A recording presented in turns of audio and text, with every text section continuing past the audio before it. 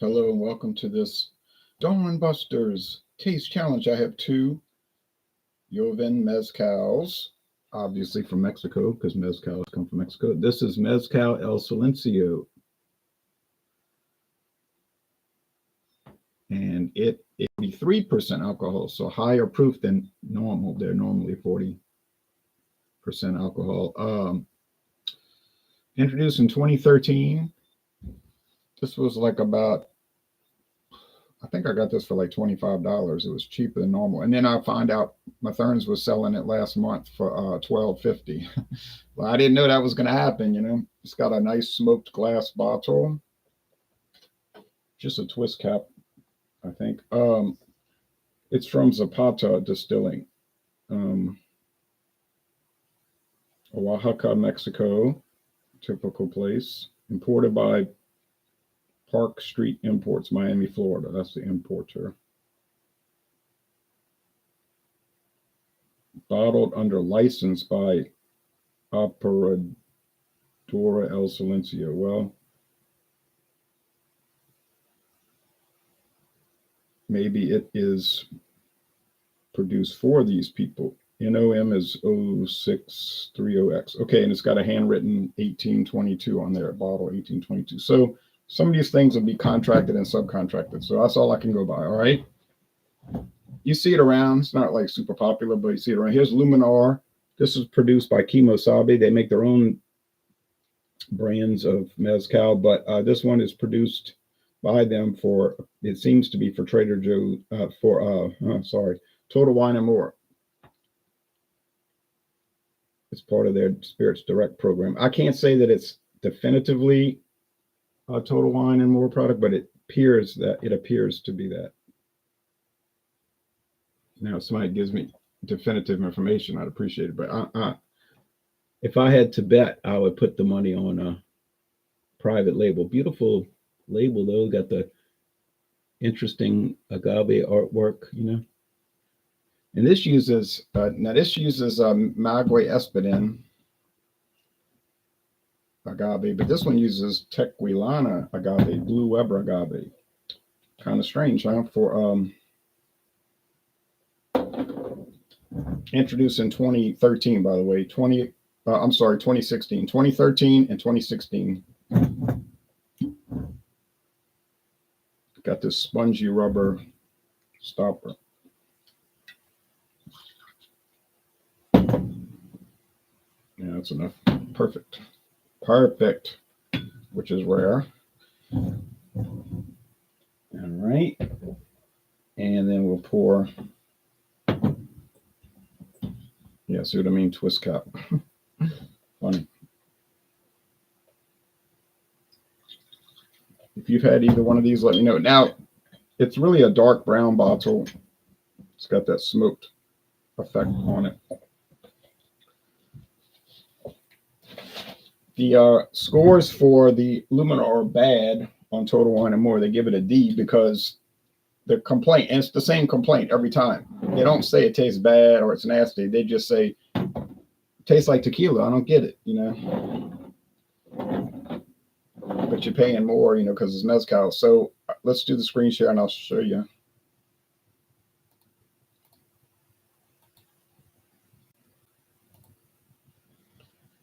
El Silencio Espadin, made for the firebrand who likes options. It's a mixing mezcal. They're saying it right there on their website. Robust, deep flavor profile, earthly delights, hearty tastes, providing a subtle spice and pronounced finish to make any mezcal or liquor drum. A finish unlike any mezcal. Offering a sharper taste in our Joven premium blended mezcal, authentic agave liquid flavor. This mezcal is perfect for spicing up margaritas or Bloody Marys. Adding a little more smoke to your smoke and bitters. Okay. And then you can look at photos of it. And then they use 7 to 9 year old agave species. They got all these technical details. Okay. So it's not a Joven. All right. I'll fix that. It's clear though. I guess a Crystallana. There's Luminar. That's what it looks like. You didn't get a good look on my camera. They run around the same price, I guess. Sweet almond leads the nose and palate. I find it sweet agave leading the nose and palate, but let's see if they sell El Silencio, the silence. Luminar is to illuminate. Yeah, they're listing it here. Let's see. Yeah. Yeah. $1 cheaper. So we're looking at $1. Oh man. In stock, limited quantity. That means 3 or 4 bottles on the shelf. So you might want to go today and get it. But they always get more, you know. So let me edit this. Both are mezcals. That's all I can say. They're both mezcals. And remember, tequila is a type of mezcal, just like bourbon is a type of whiskey, a type of blended whiskey. Bourbon is, well, it doesn't have to be. Bourbon could be 100% corn, but usually they blend it different whiskeys together: corn whiskey, rye whiskey, malted barley whiskey, even wheat. They have wheated bourbons. But what makes it straight bourbon is they age it at least 2 years in charred new. Of course, it has to be new charred oak for any bourbon. New charred oak barrels. Okay, but it's still blended up, typically, not legally. Like I say, you could make 100% corn bourbon. I don't know of anybody that does that, but they probably have them out there. Phil says, hello, Jay. Cheers with Aerostone whiskey from Paris. Now, I was Airstone. I was in Reunion Island a few days ago. Have a nice day. Oh yeah, French region, territorial collectivity, I believe. French part of the Indian Ocean.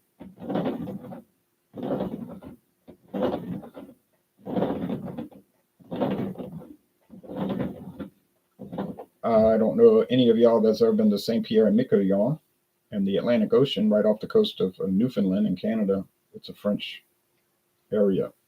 The only remaining part of New France, you know, that used to stretch from Nova Scotia down to Louisiana and Chicago, Detroit, and all that area. Well, Chicago was just a fort, wasn't called Chicago, but you know what I mean. No, I mean, then they slowly lost all their territories due to some problems, namely losing wars continually. All right, well,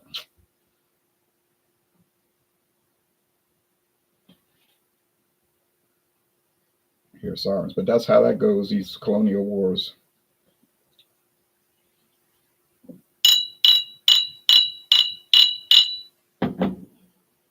Yeah, mild agave, and that's about it.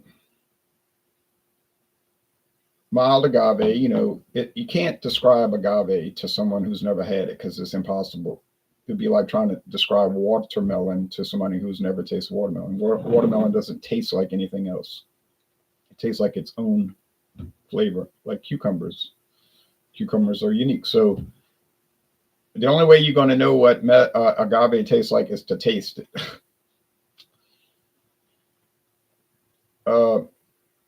But we would have to assume that you like vegetable juice of some sort, because that's what you're basically getting, and it's fermented and then distilled into liquor. Okay, ding, ding, ding. Either tequila or mezcal. Or sometimes they do it in the United States and they can't call it a mezcal or tequila, so they'll call it agave distillate. You know, Kentucky agave distillate. Might be good. I don't know. It might taste fine. But people are not going to buy it because, you know what I mean? They will say, what is this oddity? And then I've seen some mezcal style agave distillates from Mexico that are only 60 proof, 30% alcohol. They can't call them mezcal because they're not. Legally, it has to be 40% or higher. But I never bought them. I was like, nah, I got too much stuff now. I got so much mezcal now. It's ridiculous. I got to find the bottle I have of Sombra. Couldn't find it. I think I have it in that lower cabinet that, because it's a short neck like this one. I can fit it on a lower shelf where there's less space. probably shoved to the back. But I didn't throw it away, and I didn't drink it all. I mean, I didn't taste all of it. Okay, here's the answer. This is El Silencio. How do I know?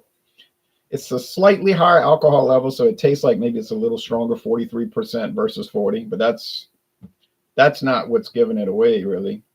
Burley Sullivan says, you. Well, cheers back to you. What's giving it away is the smokiness. Like they say on their website, subtle smokiness. Now you say, oh no, I got to have a mezcal that's full force, super bold smoky. I want it to be a smoke bomb. Fine, and they make some like that, but El Silencio isn't going to be it. That's the silence, and it is a silent mezcal. You know, it's very. That's why I guess that's why they call it that, because it's so like demure. It's not a bold flavor.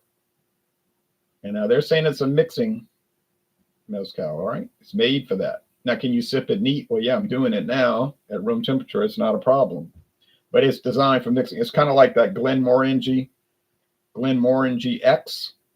It's called X. It's a one from about last 5 or 6 years. It's designed for a mixer. It's a single malt Scotch designed specifically for mixing. Not to say you couldn't sip it neat. You could, but don't sit there and sip it neat and then complain that it doesn't have the complexity of the Glenmorangie 10-year, original 10-year, because it's not made for that. It's funny when people will criticize Canadian Mist. That's a great example. Like they'll get Canadian Mist and do videos, and I'll watch them. And they'll say, man, this stuff's bland. It's bland. That's always the complaint. Not that it tastes nasty or it has weird, funky flavors. It's just like, it's bland. It's so bland. And then they'll say, I would just mix this stuff. I wouldn't get too detailed with it. And then I'm thinking, did you ever bother reading their website? Because if you read the website for Canadian Mist, it tells you that when it was introduced in 1967, it was specifically designed as a mixing whiskey from Canada, a Canadian mixing whiskey. And if you look at the old advertisements, it says that. They were touting it. And even the advertisements go into, don't look for complex. It's like telling you, don't look for complex. You know, some people don't like all the wood, all the oak in their whiskeys, and we know that turns people off, so forth. So we made one designed for a perfect cocktail, a perfect highball. Well, now, so you can't, I don't think sensibly you could denigrate a product for being what it was designed to be. You understand? It'd be like watching Three's Company and say, I can't stand that show. It's too zany and madcap. That was what the show was supposed to be, zany and madcap. It wasn't supposed to be serious. So there has to be some intelligence put into it, or some perspective, like, you know, just gain perspective on the product. And the way you do that is to research the product. You know, it's not that hard to do. Most, not all, but most of these products have a website link and all. It's like Seagram's VO. The old website, when Diageo had it, talked about how it was designed for mixing. Another example, and they were like, yeah, it's supposed to have a low profile flavor. Well, ding-a-ling, ding, ding, ding. And then now the Sazerac website doesn't go into great detail on the flavor notes because they're minimal. But look at VO, how popular it is. See it everywhere. They're always running sales on it here. At $19.99 this week for a handle. I remember when those were $16.99, but still got its following. All right, now back to these. I get the complaint. I understand the complaint. Luminar. It's a mezcal, but it tastes like tequila because they're using tequila nectar and, you know, agave tequila. Tequilana, sorry. But see, that wouldn't make it not smoky. That's the thing that's got me perplexed, because just because you use tequila agave isn't going to make it not smoky, unless for some reason it doesn't take on the smoke. Now, I'm not a scientist. Maybe that type of agave doesn't take on the smoke, but that seems unlikely. So it's still going to be produced in that with the in those conical underground ovens and all that, you would think. So I don't know. It's a mystery, but it's a good flavor. I mean, if you gave this to me blind, I would say, yeah, it's a good tequila, is what I would be thinking. I wouldn't say that's a good mezcal because I wouldn't believe it till I saw the label and I'd be like, oh, ding, wow. Now the El Silencio is really wonderful. I love it. It's an A. These are both in the A range, I think. They're both most excellent. Not the same. And the Luminar, like I said, is unusual. It's rather quite unusual. But I don't think unusual makes something bad. You know, it's just different. Now, some people were dinging me, knocking me because I was saying a lot of the hazy IPAs I was giving them kind of poor scores, and they were like, you just don't like them because they're not West Coast, and you got some axe to grind against the style and so forth. I admitted from the get go, I wasn't really fond of the style. I said that, but that wasn't why I dinged those products. I'm not going to sit there and cry because a hazy New England style IPA has fruity flavors, and you know, and it's cloudy and all of that. No, that's what it's designed to be. No, I gave the bad score on some of those. Bad meaning B minus, C, stuff like that, because they weren't that good. They just didn't taste that good. They were bland, and or sometimes they had like a unpleasant lupulin powder flavor. That's why I went after the product. It wasn't because I had some kind of fixation or on the style. I said I didn't really like wheat beers. If I never drink another wheat beer, I wouldn't miss it. I would not miss it. You know, maybe once a year I'd want to drink a Hefeweizen from Germany, something like that, but I wouldn't really miss it. But I'm gonna give them a good score in the style. I'm not gonna drink a Hefeweizen, you know, from like Bavaria and then talk about, oh, it tastes like bananas and coriander. This stuff's trash. Well, no, that's what it's. It's got the yeast and it's supposed to be like that. If you don't like the flavors, you know, just bypass the product, which is another thing some reviewers seem incapable of doing. And it just bothers me when they'll give a score like, well, I don't like this flavor. I don't like bitterness, so I'm gonna give it a bad score. Well, nobody cares what you like. Okay, you don't like bitterness, fine.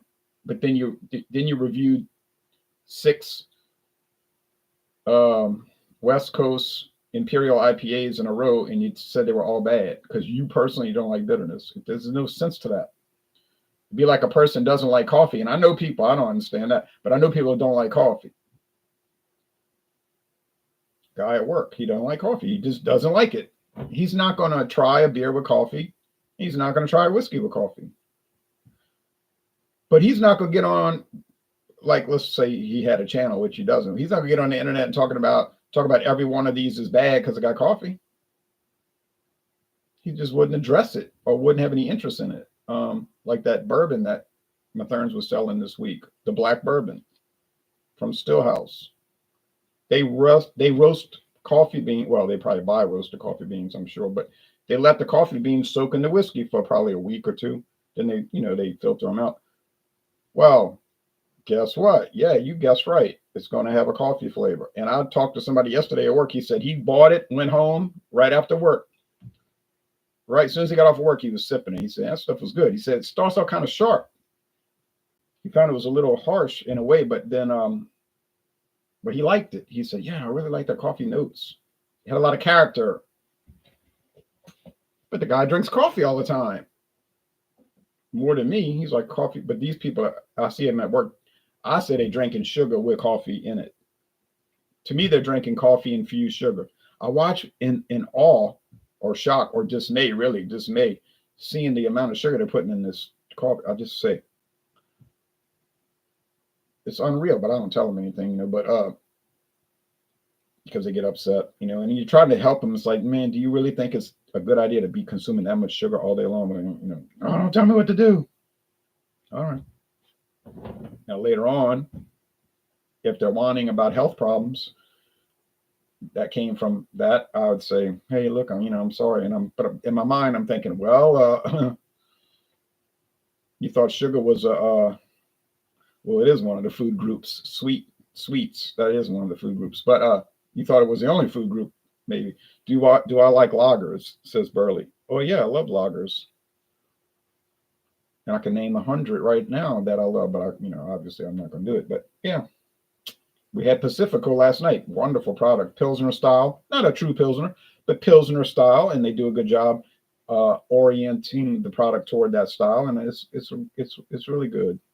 Now, some of the guys in the review didn't think it was that good. They thought, it's good, but they gave it a B, B plus. They weren't really that thrilled with it, but David and myself and one other, we were thrilled with it.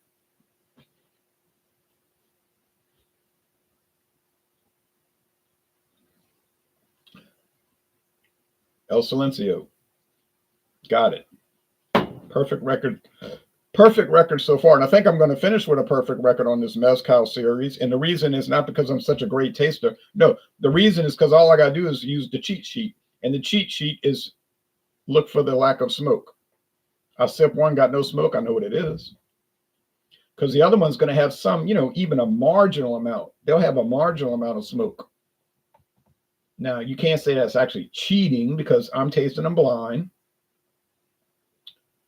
But yeah, it's a signpost. It's there, so you look for it. That's just an intelligent way to use process of elimination to guess the product. Now, I'm going to try to find the sombra, and I don't know what that word means, but some of these words don't have a meaning. They just sound good, like Diageo. They just came up with that name, Diageo. They didn't want to call it Guinness Liquor Beer Emporium Company. So they said, well, what can we name it? Let's call it Diageo. That sounds Latin, like a romance language, Latino language or something. This is made up.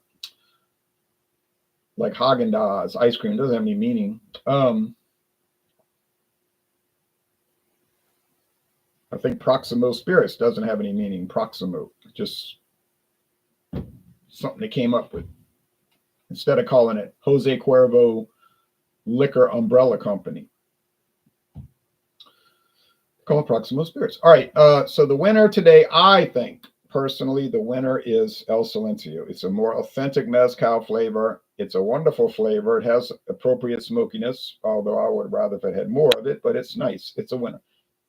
No knock against this. Just not my preference, but yes, I would recommend it if you want something different. All right, we all take care now. And like I said, I'm going to go look for that. I'm going to look sometime today. I'm going to look for that Sombra and try to bring it in here because got me nervous. I couldn't have lost it. How you lose a bottle of liquor in your house. So I'm going to find it. Bye-bye, everybody.